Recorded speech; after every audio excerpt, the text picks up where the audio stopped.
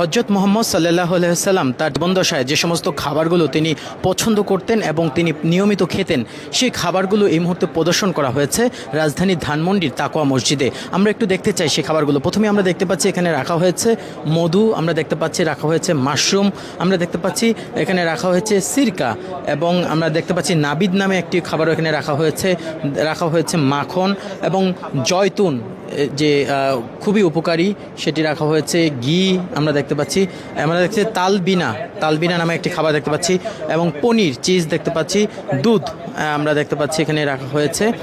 পাশাপাশি আমরা দেখতে পাচ্ছি শারিদ নামে একটি খাবার আমরা দেখতে পাচ্ছি, এবং ঠিক মুরগির মাংস আমরা দেখতে পাচ্ছি, পাখির গোস্ত কিন্তু তিনি খেতেন সেটিও কিন্তু দেয়া রয়েছে, এবং প্রতিটি খাবারের নিচে ঠিক কোরআনের সূরা এবং আয়াত নাম্বার এই খাবারের উপকারিতাগুলো যেগুলো রয়েছে সেগুলো রাখা হয়েছে। গমের রুটি যেটি খুবই পছন্দ ছিল প্রিয় নবী হজরত মুহাম্মদ সাল্লাল্লাহু আলাইহি ওয়াসাল্লামের, সেটি রাখা হয়েছে।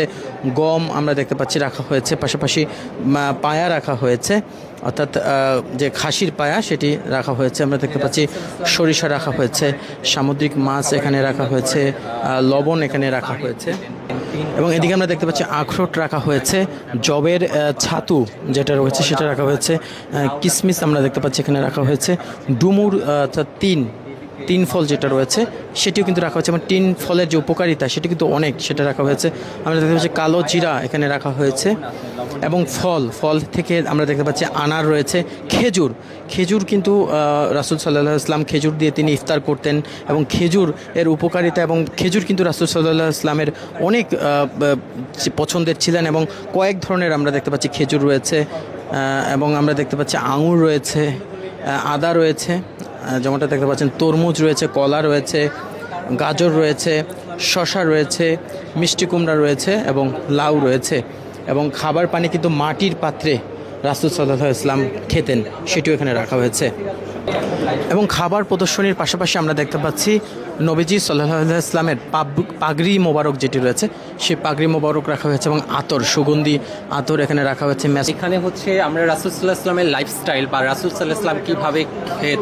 খেতেন, কোন ধরনের খাবারগুলোর সম্পর্ক রেফারেন্স আছে হাদিস এবং ইসলামিক আলোকে, এই ধরনের খাবারগুলো আমরা আসলে এখানে প্রেজেন্ট করার চেষ্টা করেছি।